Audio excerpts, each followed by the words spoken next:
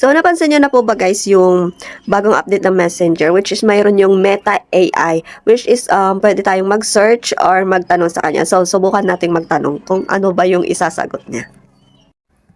Open natin yung Messenger natin. Tapos dito, napapansin nyo dito na yung Meta AI or dito sa baba, dito.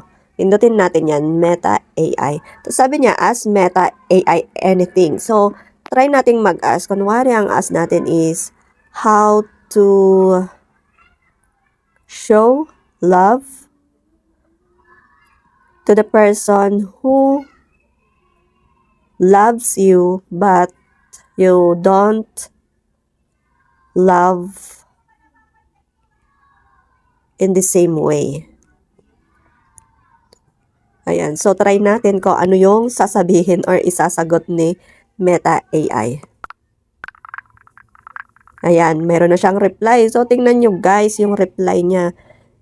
Ayan. Showing love and compassion. Ayan. So, basahin nyo na. Medyo mahaba-haba. Ang dami niyang nireply. Ayan. O, diba ang galing? Ayan. Try natin. Siyempre, mag-thank you tayo. O, diba? Ang bilis. So, maganda rin ito kung wala kang ka-chat. Si AI na lang, Meta AI na lang yung kakausapin natin or i-chat natin. Magtanong pa tayo ulit ng ano pa ba? Halimbawa, show where I am. Tingnan natin kung ano ang magiging result.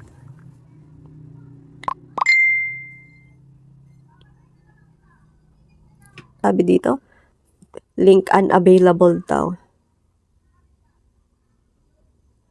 Pero sabi niya dito, if you're looking for your current location, I can try to help you find that. Would you like me to do that?